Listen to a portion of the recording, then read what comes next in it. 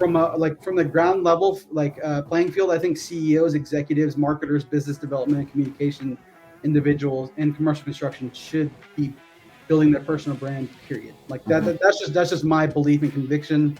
Knowing what I know, knowing what I've done, and knowing what I've built. But I also think this relates to project managers as well. And Hey, what's up, everyone? Welcome back to the CM Mentors podcast. My name is Matt Graves. My coach each week is Kyle Grandell. What's up, Kyle? Hey, what's up, Matt? You said my last name right. I did, finally, for the first time in 36 episodes. I know. For anybody that can go back and listen and find it right again, you let me know. It's not there. This week's guest is Jonathan Core. What's going on, Jonathan? Hey, what's up, Matt? Doing pretty good. How are yourself? Not too bad. Kyle's going to be fritzy this episode. He's already being fuzzy. Anyway, hey, for Jonathan, people who don't know who you are, you want to give us a little bit of background on yourself? Yeah, for sure. So my name is Jonathan Core, and I run a social media marketing agency working with commercial contractors throughout the states, just helping them build their brand online through different types of social media content.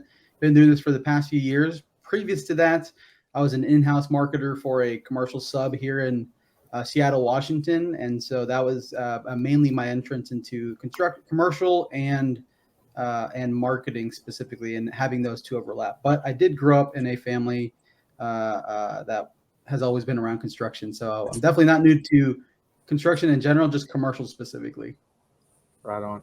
Yeah, we get people like you on here who's got, do social media and videos and that sort of stuff. And you show us up because you got a better mic, a better camera, you said you had to download something because you had a Mac and you couldn't run StreamYard. So anyway, welcome, man. We want to bring you on and talk about specifically personal branding for construction managers and kind of the opportunity that really the construction industry has right now around personal branding and especially social media and all that sort of stuff. So I know we had Shelly on here, and what was that called? Like episode 2? We talked about personal branding and stuff. And so 6 months later, 9 months later, we thought it'd be a good, keep the conversation rolling. So, so what are your thoughts, I guess? We'll start right there. What are your thoughts on the opportunity for personal branding for CMs? Yeah, so maybe before I go into specifically on the aspect of just personal branding for construction management professionals, I'll kind of share my journey into it, and hopefully that'll kind of be able to give just more of a high level just view how I see it, and then how it may relate to construction management. I'll also mention I may ask you guys some questions too to be able to interact with this topic. But from a high level, for me, years ago, I think it was like 2018, 2017, I was working in-house for a commercial contractor, and the CEO would send me a link after link of two specific individuals on LinkedIn that were building their personal brand. It wasn't like they were doing it per se to do it, but they were just posting their journey. One of them was Aaron Witt from BuildWits. The other guy was Keaton Turner from Turner Mining Group. And so those two guys were sharing a lot of insights around the trades, construction, business growth, business failures. They were just kind of an open book, just kind of sharing their process from startup, obviously now into obviously passing that 5-year phase for the typical startup phase. And so for me, after that, once I started seeing a lot of their content, I'm like, okay, well, for me, as it relates to social media content, I'm like, I want to do the same thing. This is where I was at 2018. I'm like, I want to do the same thing. I just don't know where to start. I don't know what to talk about. And I don't even know if anybody even cares. And so fast forward, obviously, I was building the brand for this contractor online, and I realized a lot of the things, there's different things. I would add my own flair to it, but there were certain posts that would pop off, and I'm like, okay, like there's definitely something here, definitely something that's resonating. Fast forward, during the pandemic, I started a pandemic project, basically creating content, interviewing other marketers throughout the States, just from so many different industries. And my thought was like, hey, this is going to be the way, this is going to give me a reason why I should begin posting on social media. Began doing similar to what you guys do. I have a podcast. I would do the clips. I would do additional posts, all that sort of stuff, do the networking to be able to get guests and things like that. And that kind of started my journey to be able to begin creating content on social media. Fast forward, eventually that stopped, but I kept creating content. But the problem that I was running into is I was creating content about everything. I was talking about sales. I was talking about marketing. I was talking about business growth, cultures. And I was talking about just business stories I heard or lessons. Like, it was kind of all over the place.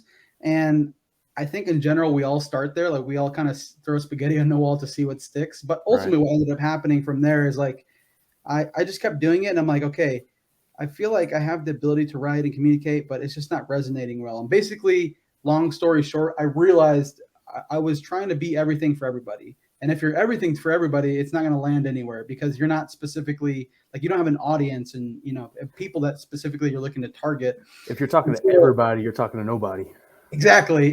But I didn't know that. I'm just like, oh, I'm going to put stuff out there. People are going to love it and engage, and I'll just be able to grow from here. But I was just plateauing. Like there was a season where I was just getting no likes, no engagements, no comments. And for me, it was definitely like a eating humble pie every day. I'm like, gosh. And then basically, I eventually decided to focus. I'm like, okay, let me focus on marketing specific and see what happens.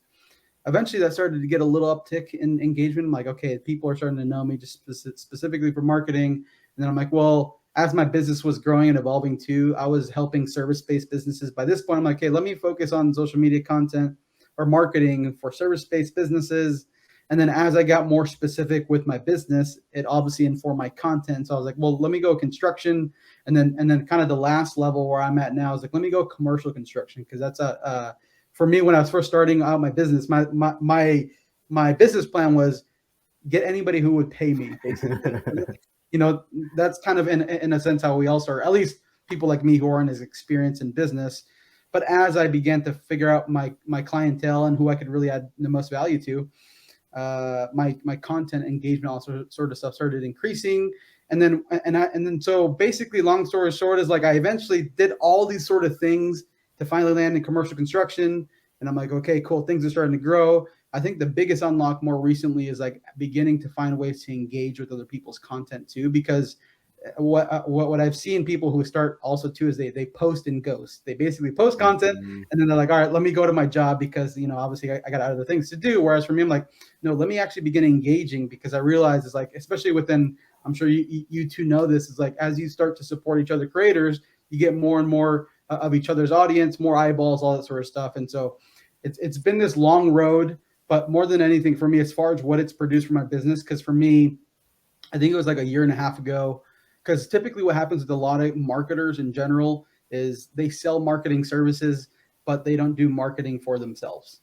And for me, I'm like, well, if I'm selling marketing services and not sales services, then how do I find a way to be able to actually generate customers? So through this process of like refining my content, I've been able to actually land different customers throughout the states through this content, people even in construction technology, software companies, so, and it's just opened the door to so many things that I wouldn't honestly have had access to if I didn't begin posting content, building my personal brand. And specifically as it relates to personal brand, because there's individuals I've talked to, other creators on LinkedIn who I've talked to about building the personal brand. And they're like, well, I keep posting content on my business page, all sorts of stuff. I'm like, the reality is like when it comes to LinkedIn, people want to connect with other people. And so for me, if you go on my LinkedIn right now, go to my customer growth profile, you will see no content on there, like absolutely nothing. But because it all lives on my profile, because I realize when it comes to B2B, which is more commercial, I want people to associate the knowledge, the insight to me specifically as the individual, as a personal brand. And so that's kind of the high level story as far as for me kind of getting into seeing the power of personal branding and what it's been able to do for my business, for business growth, also do speaking opportunities, getting to network with unique individuals throughout the states. It's just opened the doors. And so as it relates now to construction professionals, in my opinion, is like I honestly think from the ground level, playing field, I think CEOs, executives, marketers, business development, and communication individuals in commercial construction should be building their personal brand, period. Like that's just my belief and conviction, knowing what I know, knowing what I've done, and knowing what I've built. But I also think this relates to project managers as well. And I honestly think there's a lot of knowledge out there. I just recently released a post on like talking about the knowledge transfer. I think there's a lot of project managers either working on 5, 10, 50, 100, $1 billion projects who have tons of lessons learned, tons of insights. And I think at least in my opinion, I think there's a wealth of knowledge that could be distributed through a means like LinkedIn, or maybe even like a video format like YouTube or YouTube Shorts and things like that. So in my opinion, I think project managers or like construction management professionals really benefit from posting content because they're out, like they're either in the office or in the work truck or the exactly. So one of those, and they're constantly interacting with construction individuals, other CM professionals or tradespeople, superintendents, foremen, general foremen, different people across the board. And I think there's a lot of insight that could be definitely captured and be able to be conveyed through LinkedIn. I think that's the important, as far as like the importance and the value that I think a lot of construction management professionals can share. But a lot of people begin thinking like, hey, well, what's the actual benefit? Like what, like okay, if I do this, Jonathan, like what do I actually get? I think why? What's the why? Yeah, exactly. Because like I could very well tell anybody to start posting and like, okay, like I did it, but I'm not even sure why I'm doing this. I think for me, to reiterate the point I said, I think there's a wealth of knowledge that a lot of CM professionals could share through their lessons learned, through the failures. Honestly, I feel like that's the area where a lot of people tend to lean in more. Hey, like just hearing those lessons learned through. I'm not sure the different things that you guys run into, but just in general, I know that there's a lot of lessons that you guys learned running multi-million or multi-billion-dollar projects. And so for me, I think outside of that, it definitely brings more awareness to the industry. I think just in general, we need more people to join the trades, whether it's in the field or even in CM type roles. I think that brings awareness there.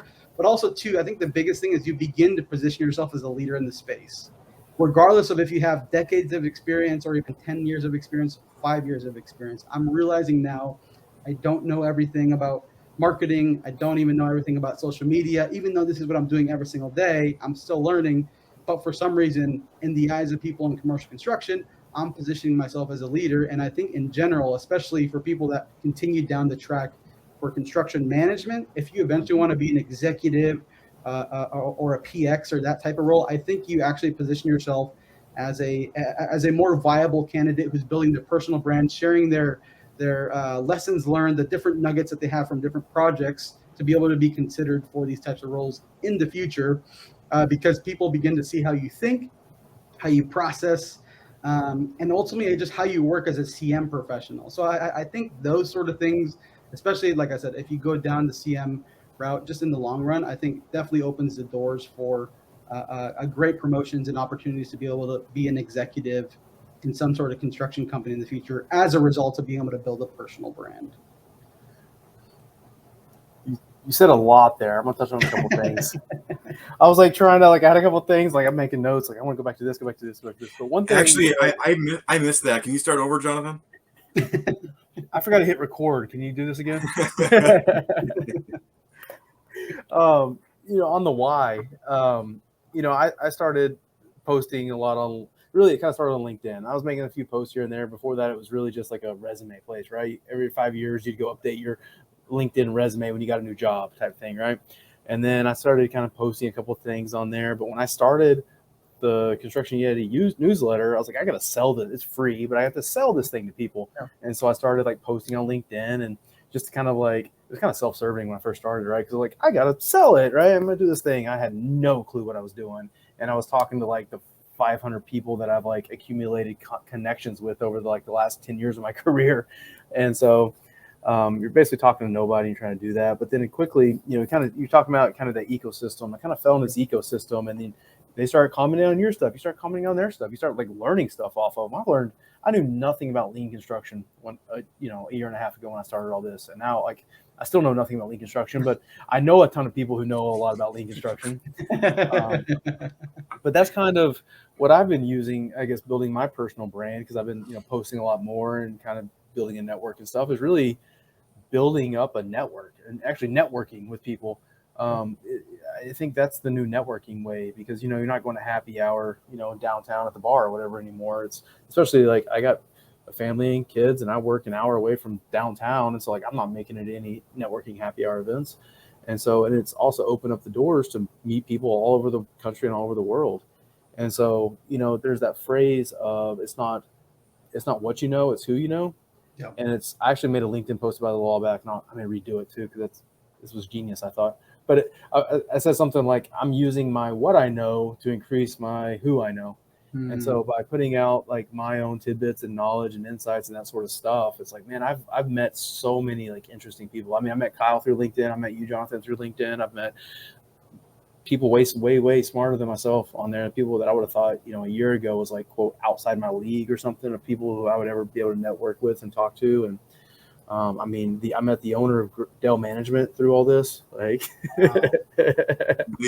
the owner. So no, it's been awesome, and like you really meet a lot of really cool people through it. So anyway, yeah. So let me begin, like kind of like going into like my line of questioning for you guys. I guess as it relates to CM specifically, what sort of outcomes have you had? You already alluded to one, Matt, saying networking that opened the door for that. But are there other tangible or maybe intangible things that it's opened the door for either of you? I mean, I built a non-business, but I built like a side project off the backs of LinkedIn. I mean, honestly, like this whole podcast is like the growth of the podcast has basically been based on kind of LinkedIn and other social media like posts and all that sort of stuff. The whole subscriber base for the newsletter I've been doing has been built off of that. So, I mean, I'm not making really any money off of this stuff yet, but I'm building a side project off of it. That's, I guess, some sort of tangible thing I've done, other than, all the connections, the networking I've done. What about you, Kyle, with you running your own company? Has it opened the doors to different opportunities? Like, I guess, what did that look like for you? Yeah, it really has. I mean, even I have one really good example for that. I had a client that was a coworker of a client that I had, however you want to draw those lines. Calls me up and says, I got a project I want to talk to you about. Can we run through it? Can you share a little bit about your company so I can get to know you? And then if the feeling is mutual, then we'll talk about the project. So yeah, absolutely. I get my presentation ready. I have my PowerPoint slide deck ready to go, my short version, of course. And then we get on the phone, we start going through it. And then he says, I'll just stop you right there. I looked at your website already and we're good to go. So let's talk about the project. And I'm like, whoa, really? Like, that's all it took? And not the website itself necessarily, because it's amazing. But I've had other things like that too, where it's like, hey, we see your brand on LinkedIn. And I've even had clients say, we watch the podcast. And I'm like, that's pretty dang cool. So there's a lot to be said for building that brand, especially if you just sometimes you don't really know why you're doing it, but it just feels right. And you know that you should be doing it. And thank God for Shelly 2 years ago getting me going doing this, because it's been quite the roller coaster, quite the ride, but it's just been going up and up. So yeah, I would say my tangibles are just, actual new business, new projects. It really does work. Has anybody reached out to you specifically that you didn't know prior as a result of like LinkedIn, or like just people that you weren't connected with that eventually reached out? Has that happened yet? I've had people say they saw me on LinkedIn or they saw my podcast or something. I don't know that I would say it's directly gotten me business, but what I have said before though is like the podcast, for example, has gotten me connections and networking, kind of to Matt's earlier point. And you meet somebody that makes a difference in your business that grows it in a different way. So maybe it's not direct billable work, but maybe they increased our efficiencies with our bookkeeping, or maybe they gave me funding, or maybe it was my executive coach. There's all those kinds of things that you just never know where those networks are going to lead, that grows your business in a way that maybe it's not, like I said, directly bringing revenue in, but it does get you to that next level. So now, what are your guys' thoughts as far as like, let's say you continue to build off what you guys are doing. What do you think the next 3 to 5 years looks like for this, as far as like business opportunities and just even growth within this? Like, do you guys have like a potential like idea or maybe desire of what you think it could be? 100%. They're going to kick Joe Rogan off Spotify and give us his contract. It's already in the works. I got the DocuSign, came in my email a minute ago. We'll get it back. Oh, it wasn't enough money though. I don't know. Me and Kyle, we've said it, I don't know, a dozen times. Like, man, we got to sit down and talk about like what we're doing with this thing and where we're taking it. Right now we're just kind of doing it really to kind of keep helping the industry. kind of keep giving back, and then whatever happens, just kind of letting it happen organically. I mean, honestly, I'm like, obviously I get a bunch of messages. I just got one this morning. Like somebody's like, man, I heard your podcast with so-and-so. I loved it. And like, I was like, he kind of tell me his story about just getting in the industry. And I was like, you need to listen to this one too. And he's like, he went listen to it. He came back. He's like, dude, I love that one. And so just kind of putting that content out there for people. But then selfishly, like, I've made a ton of contacts through this. I've met a lot of awesome people, and like I'm learning a ton through it all. And this isn't a real business either, though. So if the whole thing fell flat on its face, like I'm not feeding my kids with it too, so I can experiment and fail and try and test this and test that and put stupid, clips up on LinkedIn and TikTok and Instagram and everywhere else. And so it's just been a fun experiment. And I guess to answer your question, I don't know where the hell this is going to go. Yeah, which I think is a good place to be. I think even too, like you mentioned, it might not even have like, there's no like economic like reliance on it right now, and so that kind of frees up like, okay, let's see what we can let's build something that we enjoy, that we like, without the like, hey, we need to make this work, otherwise we're not going to be able to pay our bills or all these sort of things. Yeah. And I think the more and more you approach it that way, I think I think the impact will be in the future, however monetization or that sort of opportunity presents itself, I think it'll be greater as a result. Because I think if people start right away saying, I want to start posting social media content, or start a podcast, all these sort of things with the intent of making money, I think in a sense we kind of missed the point, because it's like, okay, like you have personally, selfishly, you have the right incentive, because I think you don't want to be wasting your time. But as it relates to the audience, or maybe even the integrity of the show or the content you're producing, it kind of there's an ulterior motive. And so you think about it with a sales conversation with somebody. If somebody's trying to sell you something and you just get a whiff of their commission breath, you kind of distance yourself. You're like, oh, like picture you're walking through the mall and the guy's like, hey man, come here real quick, and he's got like a little stool for you to put your shoe on or something like that, and a little spray. You already know what he's gonna do. You know exactly what he's gonna do. Like, nah, I'm good, man. We got that tray. You're like, nah, get away from me. I gotta go. Exactly. And so like in general, I think that's where I think as long as you guys continue to approach it this way, I think it's going to be good, and it's going to help benefit just people in general. But yeah, and I was just curious there, no specific intent, but yeah, no, it's been fun. It's been a fun hobby, really. I mean, we're just doing it really because it's been fun and it's actually been helpful for people. So I agree with you. It's something that Cody Fournier said when she was on here. Like, the construction industry has a great BS meter. Right, we're always negotiating and always having to have these negotiations, and like this industry, they can smell the BS fast, And so if we were coming on here and being fake, and if we were trying to push a product or something, people can see right through it. Yeah, for sure, that's great. But it's been I'm learning a lot, because like I was telling you before, I've been using this Opus Pro to chop up these clips, and when we first started, it's like, I want to take these clips and make them into short clips and post them on all the short, the Instagram Reels and the TikTok and the YouTube Short and all that sort of stuff. I did one episode or two episodes, like, this is way too much work. So I stopped, and then I found Opus, and like, it's all AI generated, and within an hour I can have 20 clips, right? It takes me a little time to go in there and do it. I'm doing it in the evening or whatever, but like, they're not perfect, but they're way better than normal. So I was like, I've been posting all these clips of the podcast, right? And all these like smart clips, like, oh, this thing's gonna go viral because this is a cool story or whatever, and like it'd get like 200 views. I posted a stupid 7-second meme video on TikTok. It just hit 1 million views today. I'm like, what the hell? Like, all my smart content like does nothing, and like a stupid it was like and I posted on LinkedIn too, but like it hit 1 million views on TikTok today of like justifying not wearing a hard hat or something stupid. It's just some stupid joke thing, right? And like, I'm like as soon as you think you know something, like, you know nothing. But yeah, no, it makes sense. It's unfortunate that the educational deep understanding, like a post, you like, in your mind, you're like, man, once people see this or hear this, they're gonna be like, it's gonna change their life. They're gonna share it. It's gonna go on. Like, no one cares. You post it, and it's just like, and so, but then, like you said, like whether it's a meme or things like that stuff pops off, and I think it makes sense. I mean, just in general, human psychology, we're drawn to things that make us laugh, cry, or smile. Just like that. That's just kind of the natural bent. That's why a lot of the content we see on, whether it's like shorts platform like YouTube or TikTok or Instagram Reels, a lot like we get fed the things that typically work for human beings in general.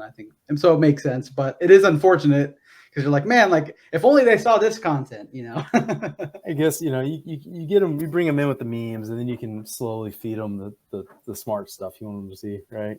So they don't think you're just a meme guy. At least you got a little bit of brain, which that's a good transition. This is Kyle's favorite part of the podcast. Here we go. Time to do it. So every week, Kyle I show him a meme that he's never seen before, and he has to describe the meme for all the people who are listening to the podcast and not watching the YouTube video. It's the only reason that Matt still keeps me on this thing. It really is. All right, here we go. Is everybody ready for this one? So we've got this scene appears to be at a football game. It doesn't be football, I guess. Could be just some type of sport event. We've got two cheerleaders. One is the sub for the other cheerleader, and then the top cheerleader is hugging what appears to be a fan over the I don't know. What do you call that, Matt? Over the wall there. Yeah, the sideline rail. I see the cheerleaders on the field. Yeah. And he's like the guy up in the stands. Yeah, and then we have I just noticed who this is from, by the way. And then we've got the fan being hugged. It says developer, the top cheerleader is the GC, and the bottom cheerleader is the subs. And this is from our guest here, Jonathan Core. And it says, this is what it looks like for subcontractors on social media. GC and developers getting all the exposure and eyeballs. Subs, you're contributing a ton to the project. Don't forget to post about your impact on the project, too. Well said. Definitely true. So I love this one because you see it all the time. You see it on social media, and the GC's like, we're doing this. We have this stage of the project, and they tag in the developer and the architect and the owner and the construction manager, and then the 20, 30 different subcontractors on the project are actually doing all the work, get no love. So yeah, it was crazy to see this. Like, this is my most viral post, and for me, it was absolutely nuts when it started happening. Like, oh shoot, like it's because other posts I've had like 100 something likes and stuff like that. But once this popped off, I'm like, I knew it struck a chord. And I think that's the thing with like being able to use memes and like, you know, actual more context within the copy, I think is really interesting because it's like, okay, like there's something that resonated here. But I do want to ask you guys, because both of you guys work for GCs, right? Like you're the GC side, right? like owner's rep. Owner's rep. Oh, okay. Both of you owner's rep? Yep. Okay.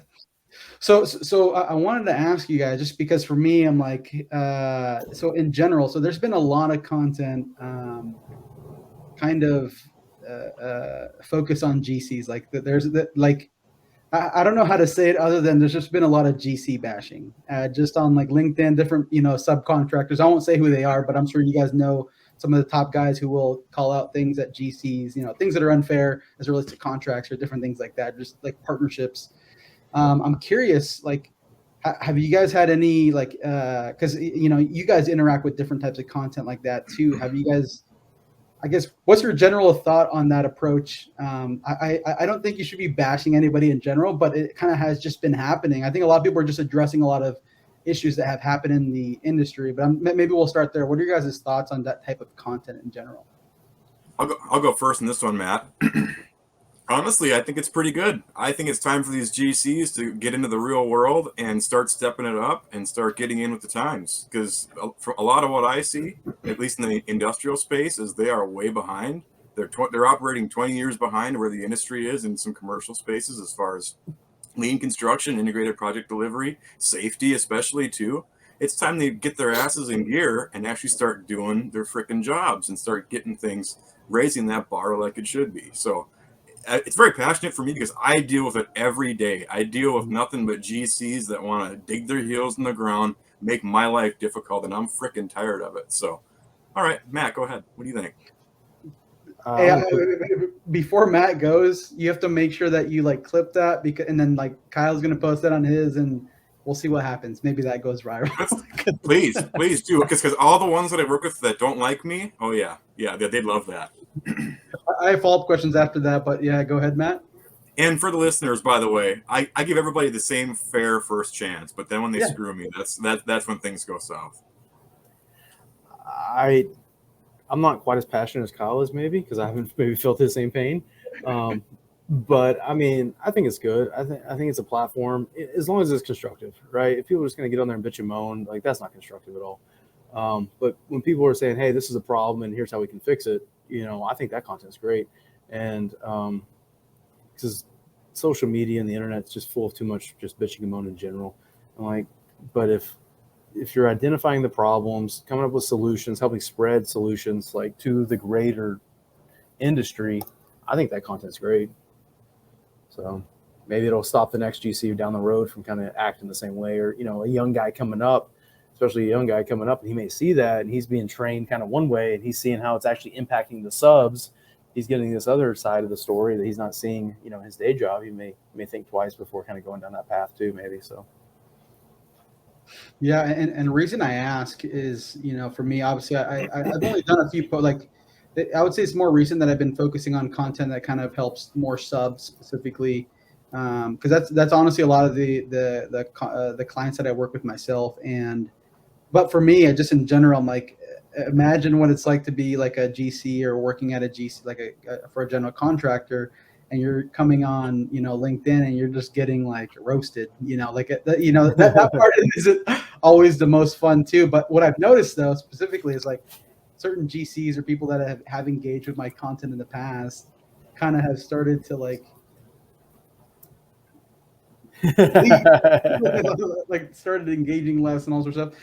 And my thing is like, I think I don't know. I just wanted to at least get your guys' feedback, because even for me, I had a post recently where I'm like, hey, like instead of just like you mentioned, bitching and moaning about specific things, like only providing, like only shedding light to the problem but no solution. I don't think that's helpful. But also too, it's like maybe also finding ways to spin it to be able to talk about, hey, maybe celebrating aspects of like, hey, these are characteristics of a quality GC or a good GC and all sort of stuff, instead of just focusing on the negative. I think both are essential, but especially for you guys in your guys' position, it's always interesting to see how that dynamic is. I think it's it's cool when you'll see a sub go on there and be like, hey, I was just working for so and so GC and they did this thing. I never seen anybody do that before, and that was really awesome. Like it really helped out, or they kind of really highlighting and kind of giving them a pat on the back and so they're celebrating.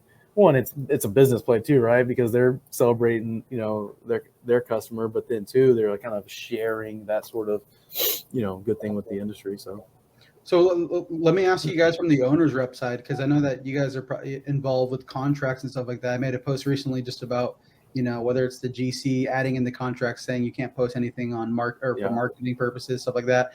And then I know that there are also owners too who are like, whoa.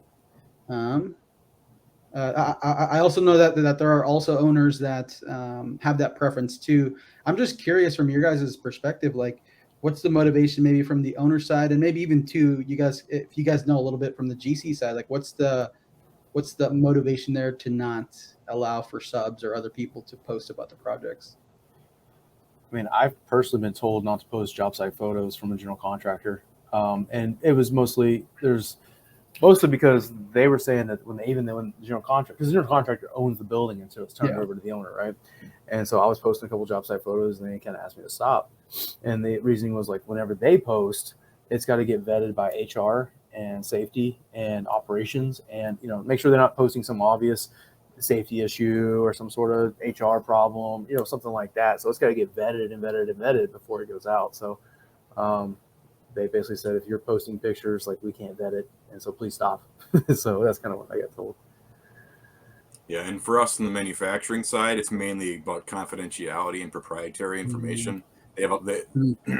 They think they have a lot of secret things going on in their plant that other people aren't doing, and so they don't want any pictures to get out. And the reality is, I think it's just more of you got to just draw the line and say no pictures at all, instead of saying, yeah, if you want to take a picture over there, that's cool, but you can't do it over here. You give an inch, people take a mile every time. So instead, you just make your life easy. You say no pictures ever, period. There's so much you can do. I mean, I post on LinkedIn just about every day, with whether it's a meme or whether I've been on this little kick of doing meme videos, and LinkedIn seems to really love those. But I make a post just about every day, and I don't post any job site photos, right? So I mean, there's a lot of stuff you can do that's not job site photos. Yeah, for sure. But like, Yeah, I and guess relating this back to, sorry, go ahead, Kyle. I was just going to say one way that, and I'm not saying we do this, but an idea that might get around something like that is to just wait a period of time. I mean, after a certain number of months, maybe a year or two, something, people forget there was ever even a project there. So you post a picture, as long as you're not stupid about it, nobody's going to even know that it was that project at that site. So there may be some of that going on in certain parts of the industry too. Yeah. I've definitely went through my catalog and pulled photos from 5-6 years ago, and it's like at that point I know where it was at because I took the photo and I know exactly where it was at in the building. But that client's not going to remember. No one's going to remember. It's like the wall with studs and everything else, and so they don't. No one's going to know where it comes from other than me. Yeah, sure. So build that library up. Yep, build that library up. No, I think that's great. I think because even for me, like I think as it relates to like CM and aspects like that, I think it does help to like show the type of project that maybe you learned a lesson or something specifically on. But if that isn't always the case, that doesn't mean you can't find a different commercial project that could still convey the same message, but that may not be a conflict right now because of, maybe how much time there has passed by. And stuff like, I mean, depends where you're posting to, right? If you're posting on Instagram, you almost have to have some sort of picture of some sort of thing, right? But if you're posting on LinkedIn, like text message or text posts do just as well as photos do, and videos and everything else. I mean, some of my best posts on LinkedIn were just pure text, no photos or no nothing. So you don't have to have that. So let me ask you guys this. So you guys obviously know more about CM than I do, other creators and just individuals. Who are some of your guys' favorite follows for like construction management, like that you like, maybe top 2 or 3 people that like that you think other people could potentially model or be able to get inspiration outside of you guys, what you guys are doing for CM mentors? Man, I'm going to hurt some feelings, I'm sure. I'll have to put them all in the show notes. But no, like Cody Fournier, she always has some like really good no BS, like tell it as it is posts. Matt Verderamo, he's got a lot of good stuff. I mean, he makes a post every day. He's a machine, and he gets a lot of engagement. He's got a lot of stuff, about not burning out and making sure you're taking care of yourself. Kyle Nitchin, who's on here, he has a lot of good stuff. Man, I know I'm drawing. Megan Spivey, she has like really great contract stuff all the time. There's a million other people like Jesse Hernandez. They've all kind of got their own little taste and flavor. That's the thing too, is like, don't try to copy what somebody else is doing. Make it your own. And like all those people I just said, like they're posting about the construction industry. They're posting about construction management, kind of, sort of, in a way, but they're making it their own, and they're having a lot of success doing it. Yeah. Any ads from you, Kyle? Yeah, a couple that I would add on there, because you had some from my list already there too, but a couple I would add on is Jason Schroeder, with Elevate Construction. They're doing some amazing things in the lean construction space, and they have been for quite some time. Felipe as well, Construction Scrum. He's the man. He's the man with Scrum, and he's awesome dude, way fun to talk with. He's doing some great things as well. So, but yeah, you talked about Cody as well. She's amazing. Jesse, Kyle Nishin, rock star. So. Oh yeah, and I was gonna say with Felipe, I heard his voice recently on some sort of clip. I'm like, this guy has a broadcasting voice. Like he's got that radio voice. Like, hey guys, how are you? Like I hear him talking. I'm like, bro, keep talking, man. I like that. He's got that late night DJ voice, just kind of like, you can't get mad at the guy at all, I'm sure, because like you get angry and he just gives you that voice, and you're like, okay, I got exactly. He's kind of like the Goldman Sachs guy who's like Goldman Sachs CEO during the day and then like a DJ at night in like New York City. So I want to ask, I've seen a lot. I've seen it spiked, and now it's kind of fallen back off a little bit. But there's a whole lot of AIs taking over the world. And it really got real popular for a minute. And using ChatGPT to make posts and make videos, and especially like everyone's like, make me a post about scheduling, make it humorous in the voice of Adam Sandler. And you were seeing that for a minute, but like, what's your thoughts on that? Yeah, so I've shared some of my thoughts in the past. I think the first thing I'll say is I made this post. It was like a one-liner. It was like, hey, for all those of you that are using ChatGPT to create social media posts, copying and pasting them directly from ChatGPT, we can tell. And for me in general, I know that there's like several tells. Like there's a whole bunch of emojis. Like I don't know why ChatGPT has like a tendency to add a lot of emojis when you say, "Hey, social media post." And even if you add the prompt, "Hey, don't put any like emojis," it'll just add a little less. It's all the same thing. But so that's one tell as far as like knowing when people do that. But the other piece is if you ever go look at the actual hashtags, like they are all capitalized. Like if we're doing lean construction, it'd be capital L lean and then construction. Like there's a lot of these things that it follows. And so I guess to answer your question now is like I don't think that approach is good or like beneficial because the problem with ChatGPT and AI, and although I am a user of it, and I'll share how I use it, is it just regurgitates what already exists out there. Whereas for me, when it relates to personal brands, personal branding, and in this case for CMs, it's like, what's your experience? What's your story? What's something, maybe an unpopular opinion that you have, or what's something that you see in the industry that is commonly adopted but shouldn't because of your own opinion or your own experience. I think that I'm realizing now, just in general, whether it relates to like B2B content or even just content about sports, politics, or all these other things, opinion-based content actually resonates the most. People want to hear what you think, not what a robot thinks, not what a blog that you're reposting the link to thinks. It's like, no, it wants to know what Matt thinks. It wants to know what, or your audience wants to know what Kyle thinks. And so that's it for me. I think as it relates to how I use ChatGPT or AI, because there's actually something I use that I think is better than ChatGPT, but I use it mainly for research. Like if I'm following like a trajectory as far as like putting I'm going to be talking about this topic, especially now that I'm creating YouTube content. I'm like, hey, like I know my general position or perspective, but when I begin to flesh that out, it's like, okay, well, what is this? Like, I can't really think of a good definition. So let me use an AI to be able to help like make a concise but punchy definition. I'm like, okay, cool, that's a good use, but it's not creating my entire content. It's just building off what I'm already creating and helping me, like basically it's like a writer's assistant, helping me supplement areas where I can't. Mm-hmm. Also too, if I need editing or things like that, I'll ask it, hey, edit this or whatever. Give me like take this sentence or this piece from a passive voice to active voice, those sort of things. But as far as it actually writing my personal thoughts, I don't think that's the best approach. Now, as far as the competitor that I would put against ChatGPT, because I do pay for ChatGPT every month, is Google's Bard. So Bard is Google's AI, and the reason I prefer them is because when you look at ChatGPT, it gives you information from like I think it's like 2021 and before that.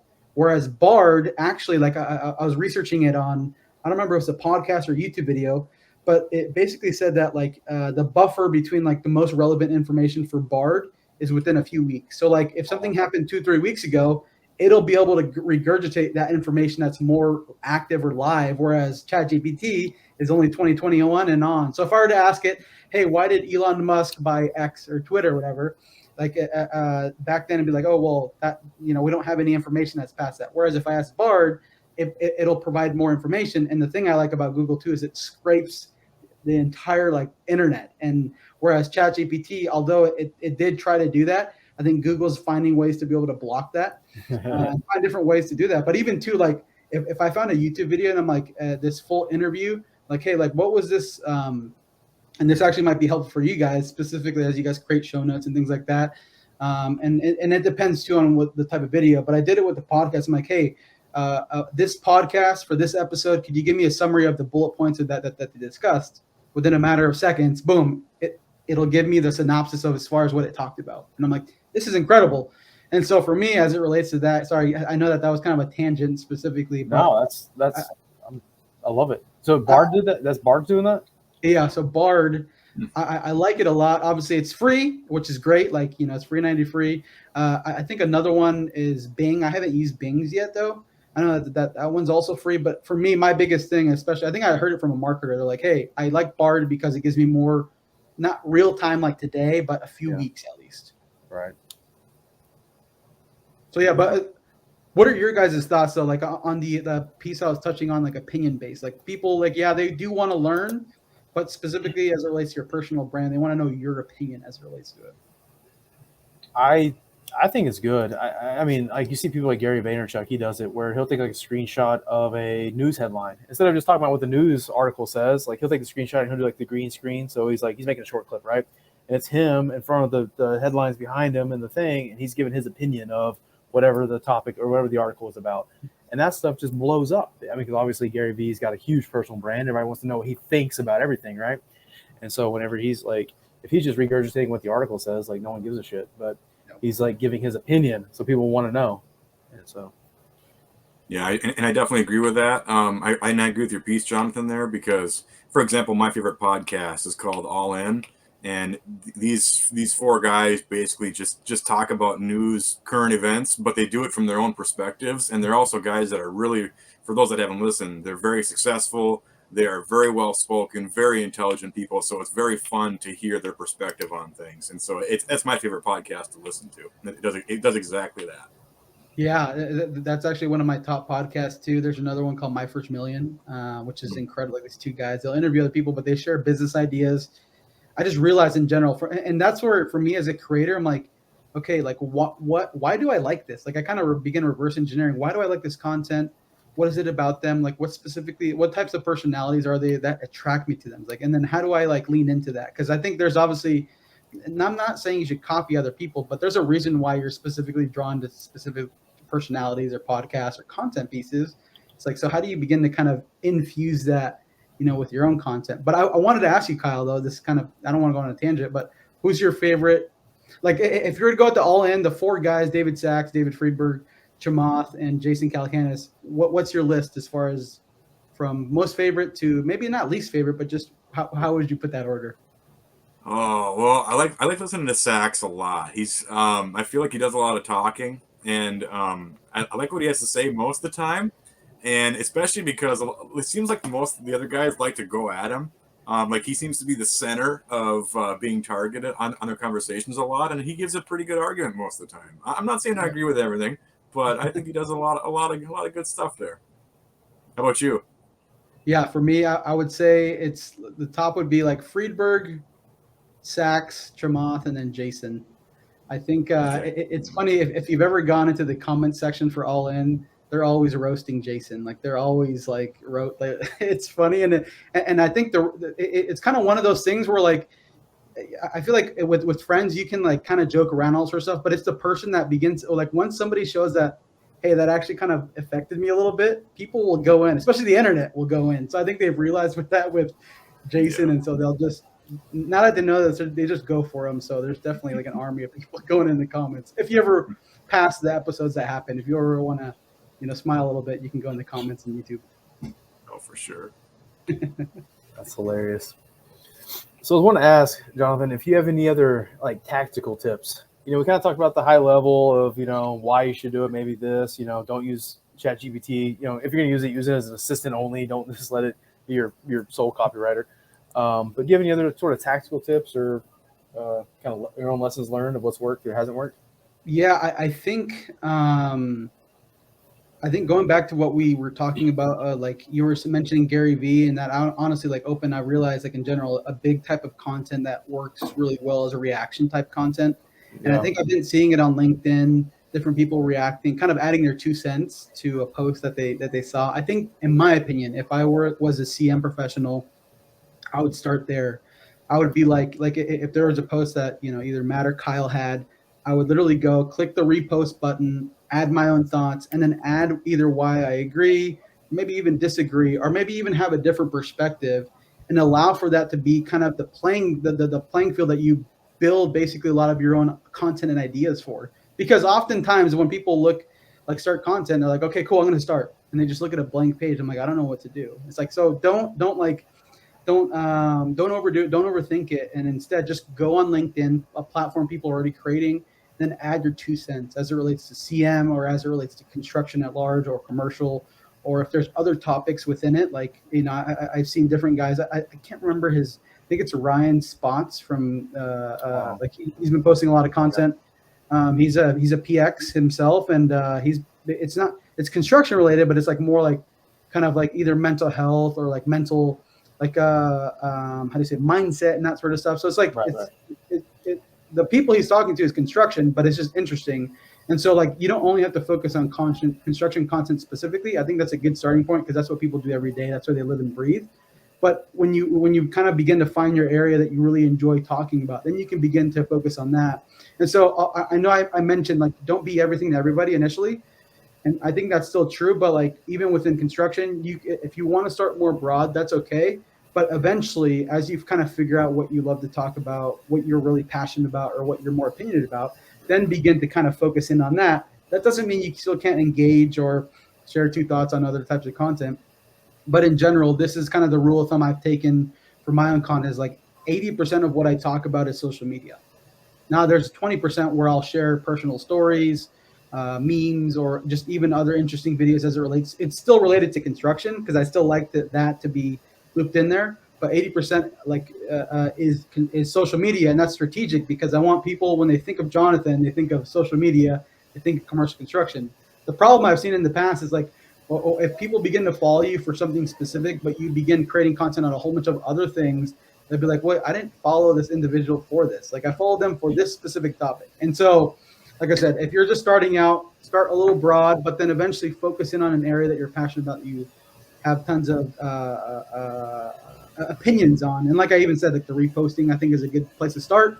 The other piece, if I were to add one more thing, is like I have a notes app here on my phone. I have it, and it's called Construction Content Ideas. And I'm constantly like writing down like different ideas that I have. Just like if I see something and I'm like, oh, that's interesting. I have an opinion on that. Like, but I don't want to deal with it now. Like I don't want to flesh it out now. And so I'm like, I'll just write it in here. And then later when I'm actually sitting down writing, then I'll transfer it from my phone into the doc that I use for my kind of like hub for all content. And then I'll have a starting point because oftentimes I also face that too, where I just stare at a blank page. I'm like, I don't know what to write about or what to post about. Oh, perfect. I had something that I can pull from. So I have this thing. And then also too, I have a dedicated time per week where I go on LinkedIn and Instagram and YouTube, and I have a whole bunch of profiles related just to not construction content specifically. I have construction content I follow, but just so many other industries where I'm just like getting tons of information. Because like for me, if I want to improve my output, I want to like up level the amount of inputs that I'm getting from these different industries that will inspire. And even too, if it's in tech or e-commerce or those sort of things, like I'm like, oh, cool. I think this could actually relate to construction in this way, and only I'm able to draw that line in this case because I'm kind of seeing both and processing from there. So I think those are, because honestly, that's a lot of people when they start, they're like, I don't know what to write about. So you got the reposting, you have the construction like thoughts or some sort of notes app that you can just write when you get a thought or an opinion that you may want to expand on. However, I have the instance where I reread what I wrote and I'm like, this is crap. And so I toss it. But it's going to have it to think that way. And then the third is like, how do you begin to find ways to be able to consume content from other creators, YouTube, Instagram, TikTok, and all that sort of stuff to be able to give you ideas or feed you more things to be able to do in the future. So those are some tips I would give from the get-go. I gotta say, like, I love what you're doing because obviously you've got a social media content creation business, right? But you're actually doing the work too. Because you mentioned this early on. It was one of the notes I wrote down in your first monologue.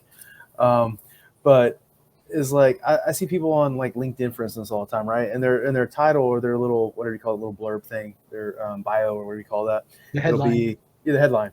It'll say like social media LinkedIn expert. And I click their thing and I go to it and they've got like 75 connections and their last post was like 4 months ago.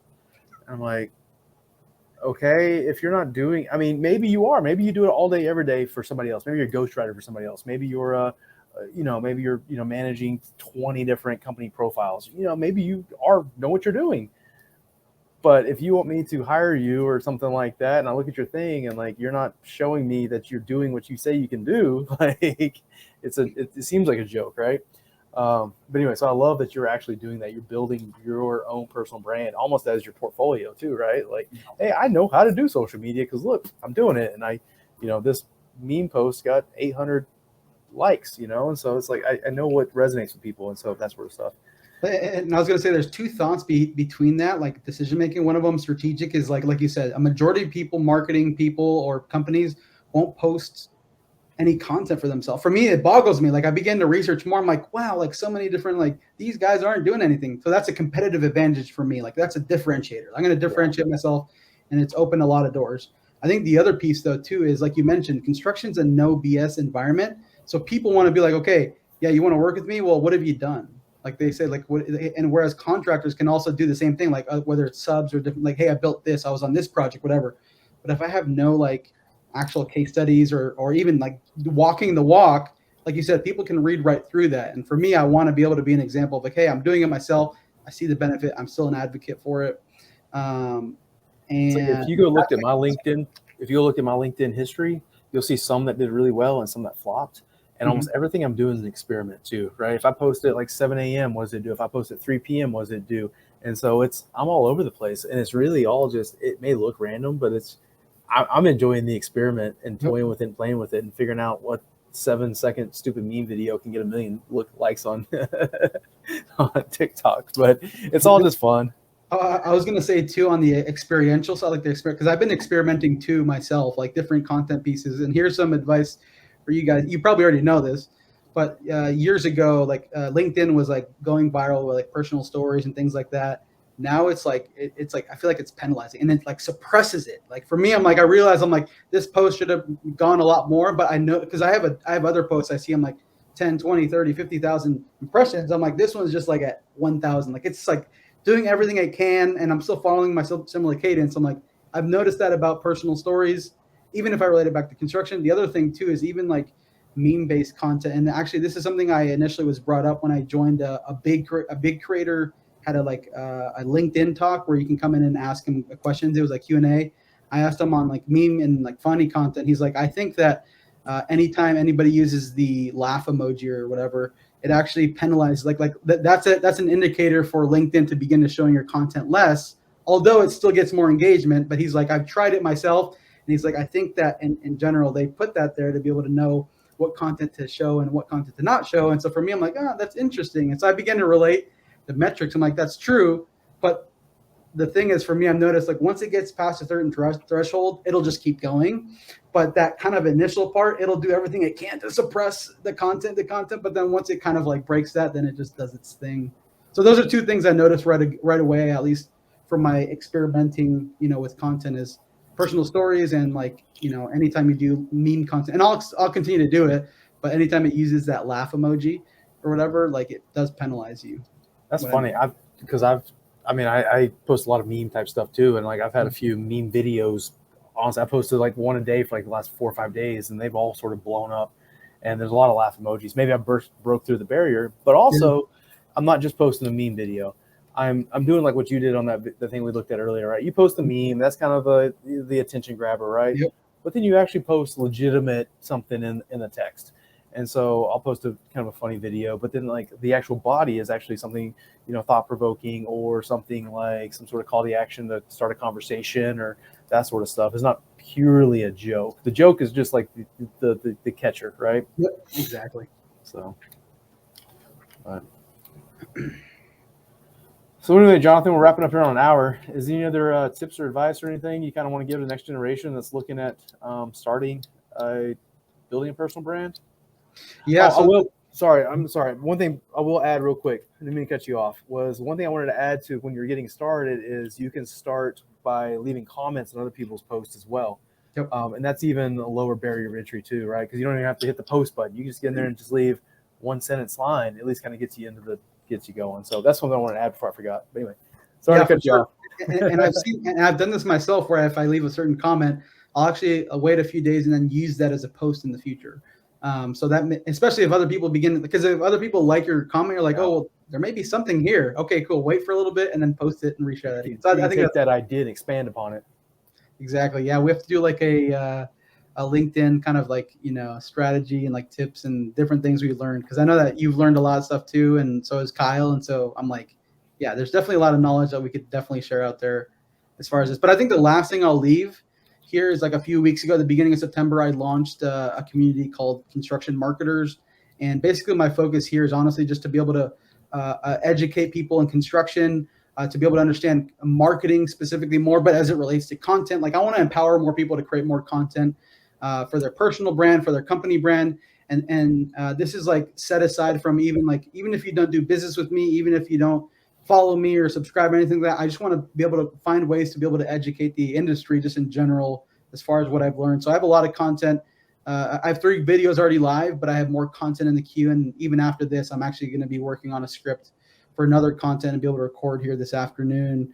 But my goal here, like I said, is just to be able to, create more content to be able to educate people in the industry, whether it's for personal reasons, selfish reasons, or for your company, all this. I think if you're a CEO, I think if you're a mid-level manager, or if you're a CM professional, if you're a marketer, anybody, I think can benefit from learning more about marketing, because I think in today's day and age, that's what's influencing so many different industries, including construction. 100%. Where can people find that? Yeah, so the best place to find it is on YouTube. So just go, just YouTube construction marketers. We also have a podcast for it. It's basically the audio version of it in case people want to be on the go as well. Yeah. Like I think the only 2 places I have it are Apple and Spotify. Like I'm not really going to go through the headaches of adding everywhere else, just because I'm like, those are the 2 main ones. I researched. I'm like, that's 90 or 95% of the market. So they're on there if you want the audio experience, if you're on the go. But those are the 2 best places. And also too, if you want to connect with me on LinkedIn, I share a lot of content on social media and things like that, personal branding as well. So cool, man. Well, I appreciate you joining us. Kyle, you got anything to add? No, it's great talking to you, and it's kind of fun to be quizzed a little bit too. It kind of shook it up a little bit there. I mean, but it's a good time. Yeah, as a former podcast host myself, it's like I realize it is a different to be able to be interviewed in an interview. So maybe just that aspect of my personality came out a little bit to see what you guys think, because I think you guys have a lot of insight, a lot of knowledge from doing this. So. And that's why I wanted to be able to piggyback off of what you guys were saying too.